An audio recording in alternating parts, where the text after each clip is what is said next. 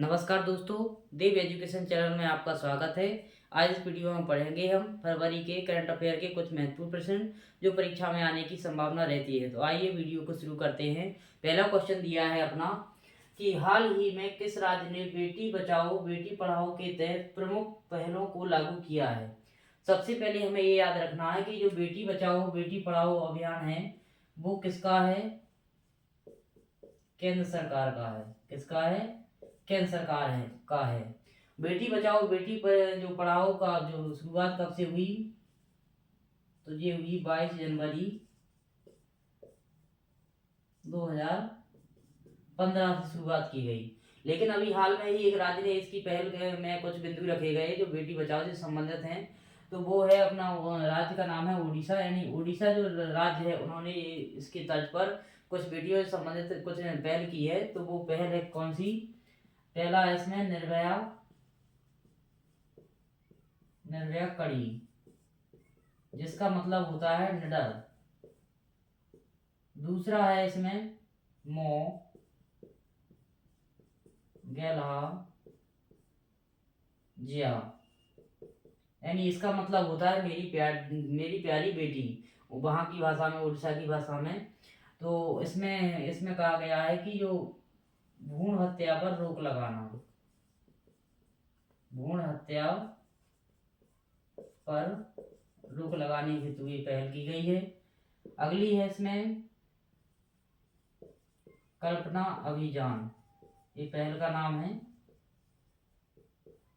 कल्पना अभियान में ये कहा गया है कि बाल विवाह पर रोक लगाना। अगला है इनकी पहल स्वर्ण कालिका, यानी स्वर्ण कालिका में है बाल विवाह के प्रति जागरूक। और अगली इनकी पहल है वीरांगना, यानी कि मार्शल आर्ट। यानी ये जो उड़ीसा राज्य सरकार ने ये कुछ पहल की है बेटियों से संबंधित, जिसमें कुछ ये बिंदु रखे गए हैं कि भ्रूण हत्या पर रोक लगाना, बाल विवाह पर रोक लगाना, बाल विवाह के प्रति जागरूकता होनी चाहिए लोगों में। वीरांगना यानी कि जो मार्शल आर्ट, जिससे जो बेटियां हैं उनमें कुछ कला सिखाई जाए ताकि वो ऐसी विपरीत परिस्थिति में उसका सामना कर सकें। अगला क्वेश्चन है अपना, हाल ही में किस राज्य में राष्ट्रपति शासन लगाया गया है? तो वो राष्ट्रपति शासन लगाया गया है वो है अपना राज्य मणिपुर। अब हमें ये याद रखना है कि राष्ट्रपति शासन मणिपुर में क्यों लगाया गया है, इसका कारण क्या है? तो इसमें इसलिए लगाया गया क्योंकि यहाँ पर क्या है कि दो जनजाति हैं, मैतेई और कुकी। इन दोनों के बीच क्या हो रही है? हिंसा हो रही है। इस कारण से राष्ट्रपति शासन लगाया गया है। तो थोड़ा हम कुछ राष्ट्रपति शासन के बारे में कुछ जान लें कि राष्ट्रपति शासन आखिर लगाया क्यों जाता है। इसलिए लगाया जाता है क्योंकि जो राज्य सरकार होती है वो संविधान के प्रावधान के अनुकूल कार्य नहीं कर पाती है या नियमों का पालन नहीं कर पाती। इस वजह से राष्ट्रपति द्वारा राष्ट्रपति शासन लगाया जाता है। अब राष्ट्रपति जो शासन है, राष्ट्रपति शासन अधिकतम कब लगाया जाता है? यानी 2 माह तक लगाया जा सकता है। यदि राष्ट्रपति शासन 2 माह से अधिक लगाना हो तो संसद से अप्रूवल लेना पड़ता है। तो इस प्रकार 6 महीने तक का लगाया जाता है और 6 महीने बढ़ाकर यानी 3 वर्ष तक का वो राष्ट्रपति शासन किसी राज्य में लगाया जा सकता है। वो भी किससे? चुनाव आयोग की अनुमति के बिना नहीं लगाया जा सकता। जब चुनाव आयोग की अनुमति मिलती है कि वहां चुनाव कराना संभव नहीं है, तब 3 वर्ष तक वो राष्ट्रपति शासन लगाया जा सकता है। अब राष्ट्रपति शासन का जो संविधान में प्रावधान है वो है कब? भाग 18 में आपातकाल का वर्णन है, जिसमें आर्टिकल नंबर कौन सा है? 352 में राष्ट्रीय आपातकाल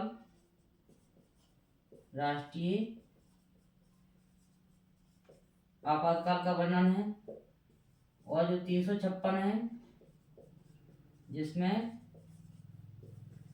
राष्ट्रपति शासन के बारे में है। और जो 360 है वो वित्तीय आपातकाल के बारे में संविधान में इसका उल्लेख है। यानी राष्ट्रपति शासन से मतलब जो राज्य जो आपातकाल होता है वो है।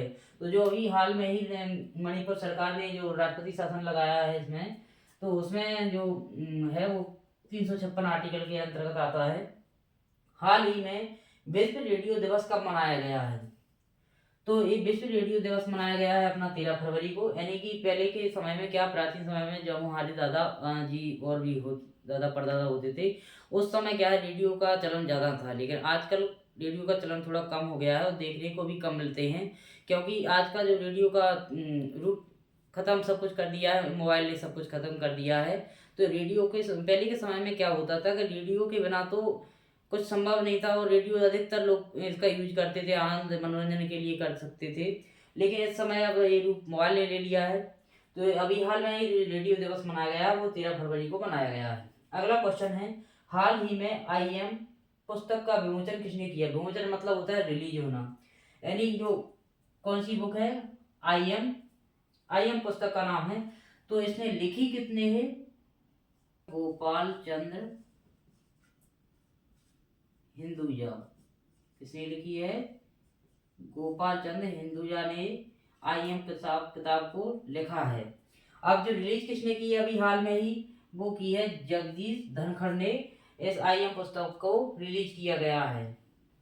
अगला क्वेश्चन है अपना, हाल ही में रजत पाटीदार को IPL की किस टीम का कप्तान बनाया गया? तो हमें रजत पाटीदार के बारे में कुछ जानकारी होना चाहिए। जो रजत पाटीदार हैं वो कहाँ के हैं? इंदौर के हैं। कहाँ के हैं? इंदौर के। इनको कप्तान जब कप्तान बनाया गया तो कितने रुपए दिए इनको? 11 करोड़ रुपए दिए गए। किस टीम का कप्तान बनाया गया है? तो रॉयल चैलेंजर बेंगलुरु, यानी कि RCB, रॉयल चैलेंजर बेंगलुरु। इसमें विराट कोहली भी शामिल हैं इस टीम में, विराट कोहली। तो जो इंदौर के खिलाड़ी हैं रजत पाटीदार, उन्होंने क्या किया है, 91 वर्ष बाद, यानी 91 वर्ष बाद क्या हुआ, इन्होंने कप्तान बनाया जा रहा है, वो भी इंदौर का। अब इसमें दिया गया है एक, इसमें जो ट्रॉफी या टूर्नामेंट कह सकते हैं, जो इसका नाम है सैयद मुश्ताक अली ट्रॉफी या टूर्नामेंट कह सकते हैं।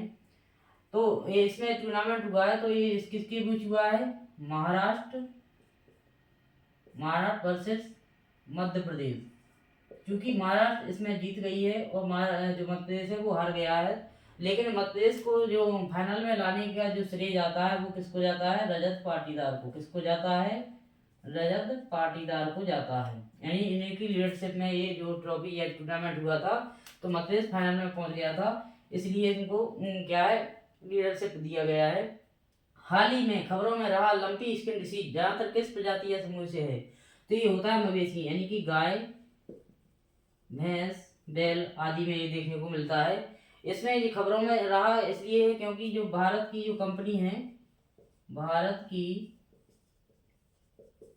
बायोटेक कंपनी के एक समूह बायोवेट ने जो लंपी स्किन डिसीज है LSD का वैक्सीन तैयार किया है। इसी के कारण ये चर्चा में है। इस कारण ये डिसीज गाय भैंस में देखने को मिलता है। अगला क्वेश्चन दिया है, हाल ही में भारत सरकार ने इलेक्ट्रॉनिक राष्ट्रीय कृषि बाजार पर कितनी कृषि वस्तुओं के व्यापार की अनुमति दी है?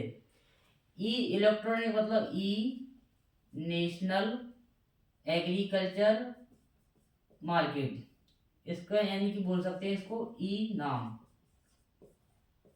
नाम। इसकी शुरुआत कब से की गई है? तो इसकी शुरुआत की गई है अपनी 2016 से। तो इलेक्ट्रॉनिक राष्ट्रीय कृषि बाजार जो था वो इसमें कितनी वस्तुएं बेची जाती थी? 221।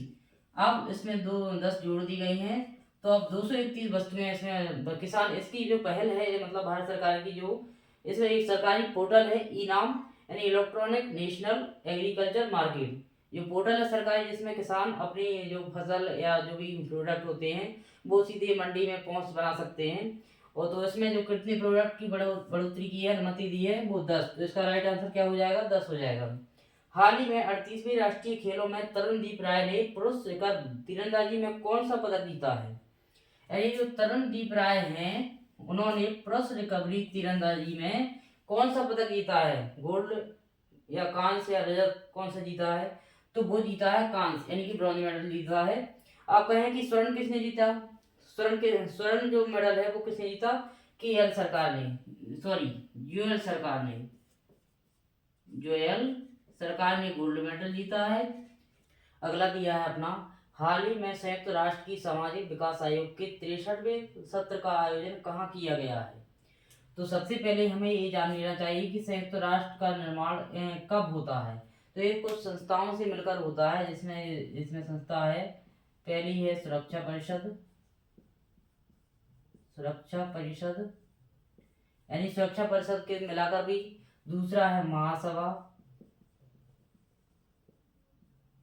तीसरा जो अंतरराष्ट्रीय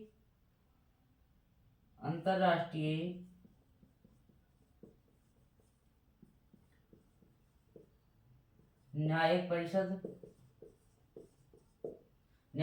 है। अगला है आर्थिक एवं सामाजिक परिषद, और अगला 5वां दिया है इसमें सचिवालय। यानी कि हम कह सकते हैं संयुक्त राष्ट्र का जो निर्माण होता है वो कुछ 5 संस्थाओं से मिलकर बना होता है, जैसे कि सुरक्षा परिषद, महासभा, अंतर्राष्ट्रीय न्यायिक परिषद और आर्थिक एवं सामाजिक परिषद और सचिवालय। इनसे मिलकर किसका वो निर्माण होता है? संयुक्त राष्ट्र का निर्माण होता है। अब कहें कि जो संयुक्त राष्ट्र में से जो इसमें जो संस्थाएं हैं उनकी आर्थिक और सामाजिक का एक कार्यालय है, ऑफिस है, उसका नाम है सामाजिक विकास आयोग। तो जो सामाजिक विकास आयोग की जो 63वां सत्र का आयोजन है वो कहाँ किया गया है? अमेरिका में। अमेरिका की कौन सी शहर में किया गया है? न्यूयॉर्क में। कहाँ किया गया है? न्यूयॉर्क में 63वां सत्र का आयोजन किया गया है। कहाँ पर? अमेरिका में न्यूयॉर्क सिटी में 23वां सत्र का आयोजन किया गया है। अगला क्वेश्चन है, भारत में प्रतिवर्ष किसकी जयंती को राष्ट्रीय महिला दिवस के रूप में मनाया जाता है? लता मंगेशकर, सावित्रीबाई को या सरोजिनी नायडू, इसमें से देखना है। तो सरोजिनी नायडू का जो जयंती है उनको राष्ट्रीय महिला दिवस के रूप में मनाया जाता है। तो इनके बारे में कुछ फैक्ट हम बताते हैं कि इसमें सरोजिनी नायडू कौन थी। सरोजिनी नायडू का जन्म कब हुआ था? 13 फरवरी 1879 को कहाँ हुआ था? हैदराबाद में। कहाँ हुआ था? हैदराबाद में हुआ था। अब इन्होंने क्या है कि 1925 की प्रथम भारतीय महिला, नहीं इसमें भारतीय महिला, क्योंकि जो प्रथम महिला थी वो तो एनी बेसेंट थी, लेकिन भारतीय महिला में है ये कौन सी? अपनी सरोजिनी नायडू है। इनकी ये क्या रही? INC की कांग्रेस की क्या रही? अध्यक्ष रही 1925 में। लेकिन 1947 में ये यूपी की फर्स्ट महिला राज्यपाल बनी। क्या बनी? राज्यपाल बनी। तो जो सरोजिनी नायडू थी उन्होंने उनकी जयंती को राष्ट्रीय महिला दिवस के रूप में मनाया जाता है। हाल ही में विचारों से प्रभाव तक प्रतिस्पर्धी स्टार्टअप के लिए बौद्धिक संपदा की सुरक्षा की थीम पर कौन सा दिवस मनाया जाता है? यानी कि जो थीम है इसमें कौन सा दिवस मनाया जाता है? तो वो है अपना राष्ट्रीय स्टार्टअप या फिर बौद्धिक संपदा या उत्पादकता। तो ये है अपना राष्ट्रीय उत्पादकता दिवस मनाया जाता है। यानी कि एक संस्था होती है जिसमें प्रोडक्ट का उत्पादन किया जाता है, तो इसकी थीम थी वो विचारों से प्रभाव तक। तो इसके संबंध में जो एक दिवस मनाया जाता है राष्ट्रीय उत्पादकता दिवस। PDF प्राप्त करने के लिए आप हमारे टेलीग्राम चैनल पर जुड़ें, व्हाट्सएप चैनल पर भी जुड़ सकते हैं। धन्यवाद।